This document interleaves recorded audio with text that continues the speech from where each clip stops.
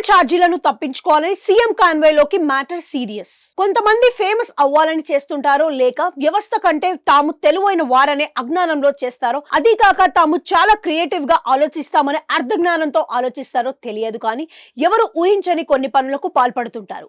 అనాక Srikrishna జన్మస్థలంలో rest తీసుకుంటుంటారు. తాజాగా అలాంటి ఘటనే మహారాష్ట్రలో జరిగింది. అవును, వాస్తవానికి ముఖ్యమంత్రి కాన్వాయ్ అంటే ఎలా వెళుతుందనేది తెలిసిన విషయమే. ఆయన ప్రయాణిస్తున్న మార్గమంతా గ్రీన్ జోన్ గా చేసి క్లియర్ చేస్తారు ట్రాఫిక్ పోలీసులు. ఇక టోల్ ఛార్జీలు గట్రా ఏమీ ఉండవు కూడా. ఈ క్రమంలోనే మహారాష్ట్ర ముఖ్యమంత్రి ఏక్నాథ్ షిండే కాన్వాయ్ వెళ్తుంది. ఈ సమయంలో ఒక వ్యక్తి తన కారుతో ఆ కాన్వాయ్ లో చేరి దాన్ని అనుసరించాడు. దీంతో తన కాన్వాయ్ లోకి కొత్తగా మరో కారు వచ్చినట్లు గమనించిన పోలీసులు వెంటనే అప్రమత్తమయ్యారు. అనంతరం కారుని ఆపి అతన్ని అదుపులోకి తీసుకున్నారు. అనంతరం తమదైన శైలిలో ప్రశ్నించారు పోలీసులు. ఇందులో భాగంగా కాన్వాయ్ లోకి ఎందుకు ప్రవేశించావంటే అతడు చెప్పిన రీజన్ పోలీసులకు షాక్ నిచ్చింది అంటున్నారు. వివరాల్లోకి వెళ్తే ముంబైలోని బాంద్రా వర్గా శ్రీలంక వద్ద ఏక్నాథ్ షిండే కాన్వాయ్ ను తన కారు ఫాలో అయ్యాడు సోషల్ మీడియాలో వీడియోలు చేసుకునే శుభం కుమార్ అనే వ్యక్తి.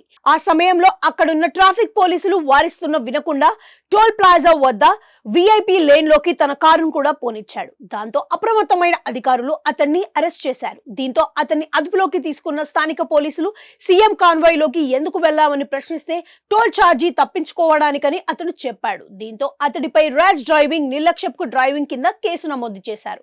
అయితే సోషల్ మీడియాలో వీడియో పోస్ట్ చేయడానికే ఈ సాహసానికి ఒడిగట్టి ఉంటాడని పలువురు అభిప్రాయపడుతున్నారు.